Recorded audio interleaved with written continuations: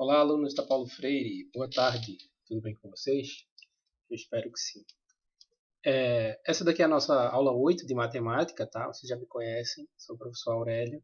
E essa aula aqui a gente vai falar um pouquinho sobre a leitura e interpretação de tabelas e gráficos, tá?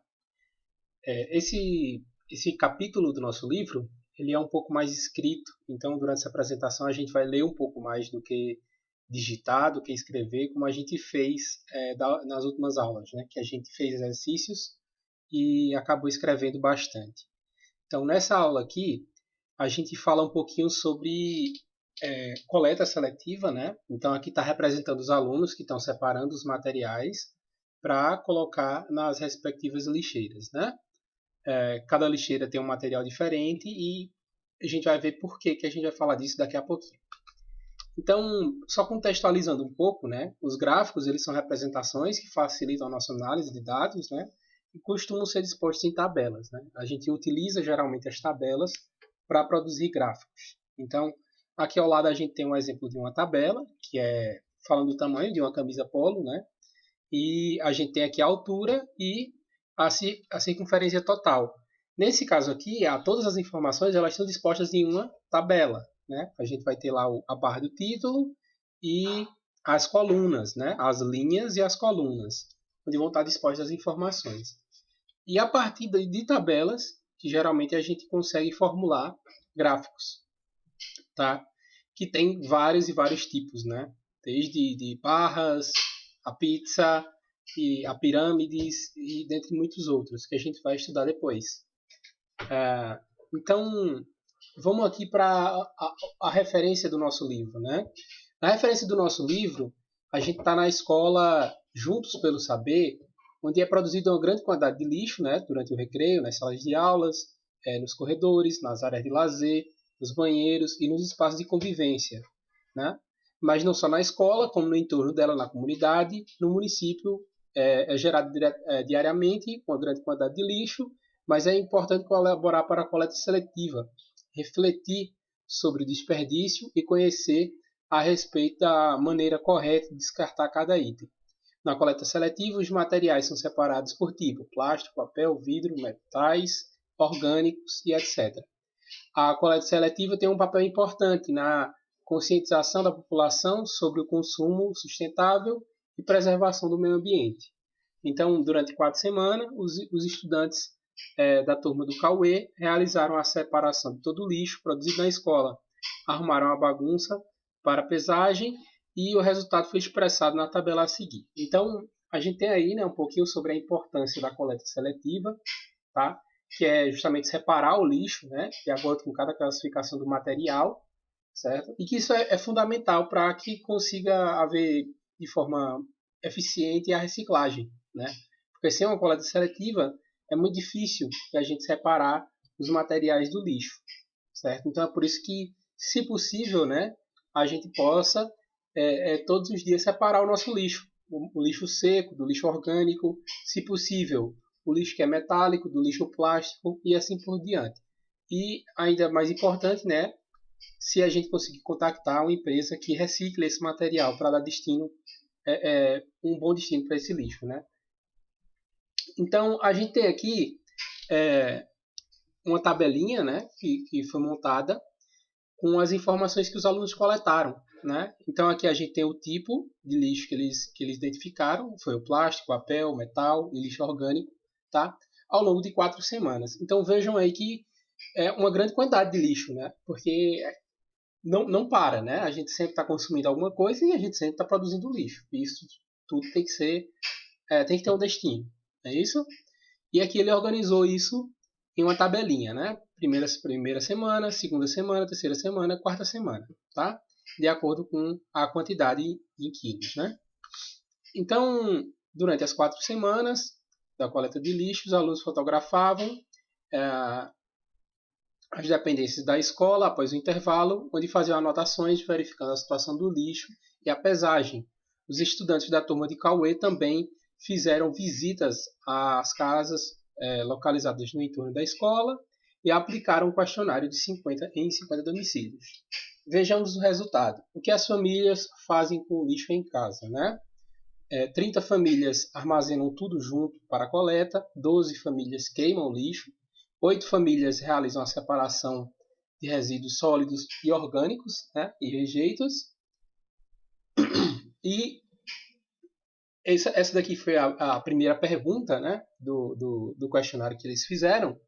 E aqui eles já perceberam que a gente já tem algumas informações, né, alguns números importantes. Então, lembrando que foram 50 famílias, né, 50 casas que eles visitaram. Então aqui ele pegou 30, elas pegam lixo e junta tudo, né?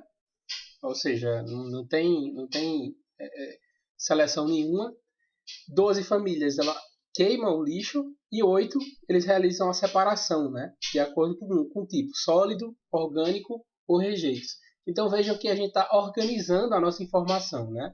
Então, da forma como está aqui essa pergunta, a gente já consegue montar uma tabelinha, certo?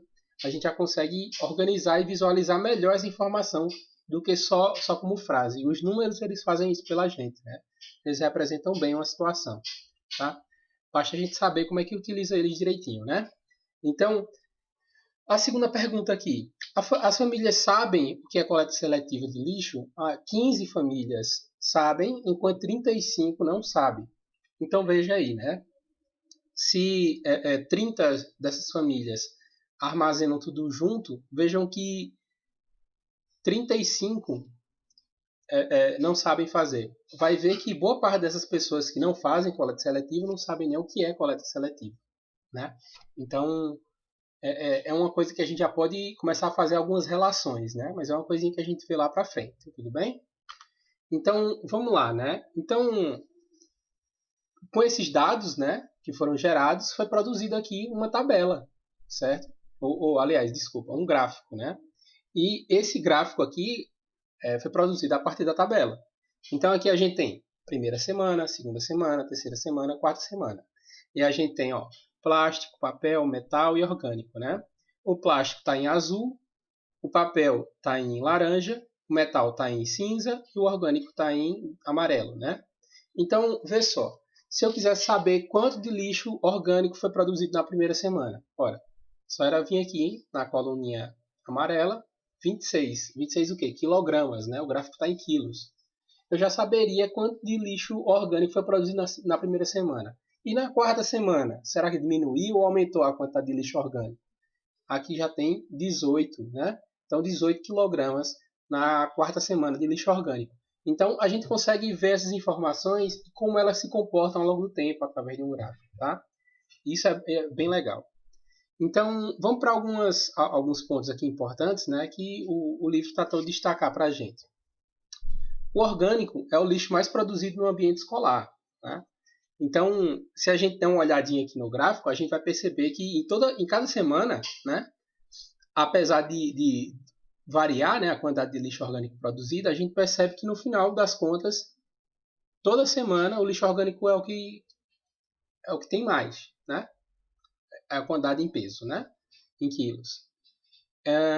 Vamos lá.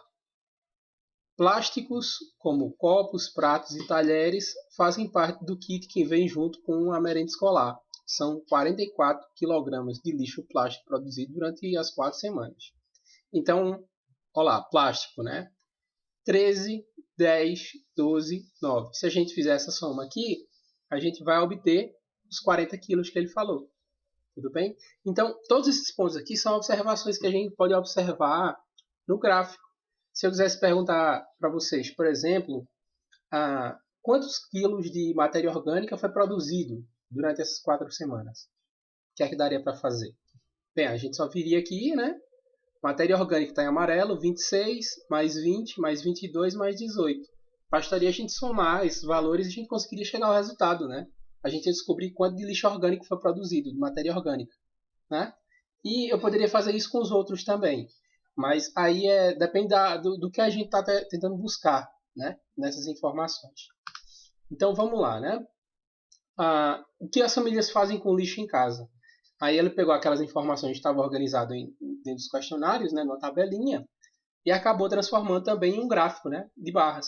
Então tá aqui, ó, um montão, né, maior, 30, comparado a 12 e a 8. Vocês veem a diferença do tamanho aí, né? Essa barra representa justamente essa diferença, tá? Além de ter um número, né?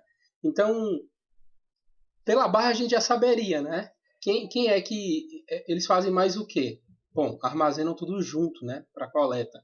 Então, só pelo tamanho da barra a gente já consegue saber isso, mas também pelo número, né? Número 30, número 12 e número 8, tá bom? Então, tem uma informaçãozinha aqui, né? Não queime o lixo doméstico, tudo bem? E aí a gente também tem uma outra aqui, né? Que é a pergunta: você sabe o que é coleta seletiva? Que também foi perguntado no questionário, foi repassado para as casas, né? Então, eles descobriram que a maior parte da população não sabe o que é coleta seletiva, ou pelo menos disse isso no questionário, né? Que não sabia o que era coleta seletiva. Então vejam aí como é que a gente pode representar os números em forma gráfica, né? Para a gente ter uma ideia de como é que isso pode aparecer nas questões para a gente, tem aqui a gente falando um pouquinho sobre a primeira questão, né? Teste sua sabedoria, tudo bem? Então vamos lá, né? Observe o gráfico. Quanto tempo vai levar para o plástico desaparecer? E aí a gente tem um gráficozinho de barras, né? E aqui a gente tem tempo estimado para decomposição. A gente tem um gráficozinho de 0 até 600, né? Então, 600 o quê?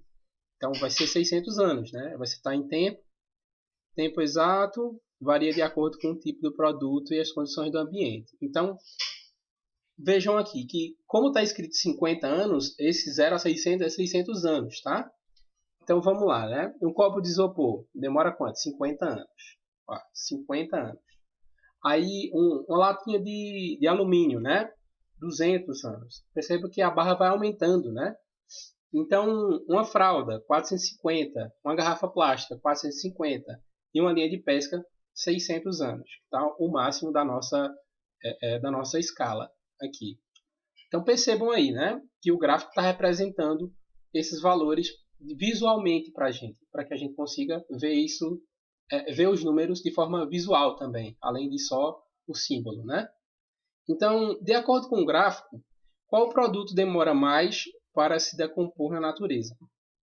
Bem, se a gente tiver só o número, a gente ia julgar 600 anos, né? Mas se a gente também pode fazer isso aqui, no caso, pela barra, né? Quem é que tem a barra maior aqui? Bom, linha de pesca, né? Vejam aqui que essa barra aqui, de quantidade de anos, é bem maior que essa, por exemplo. Então, esse é só um exemplo da representação visual que a gente pode fazer utilizando gráficos, né? Claro que isso aí pode mudar.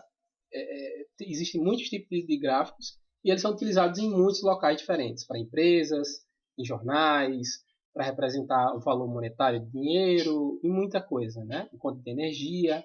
Então, a gente vai ver muito isso ao longo da nossa vida e é isso, gente. Por hoje a gente vai ficar por aqui e a gente vai conversando pelo grupo, tudo bem? Até mais. Tchau, tchau.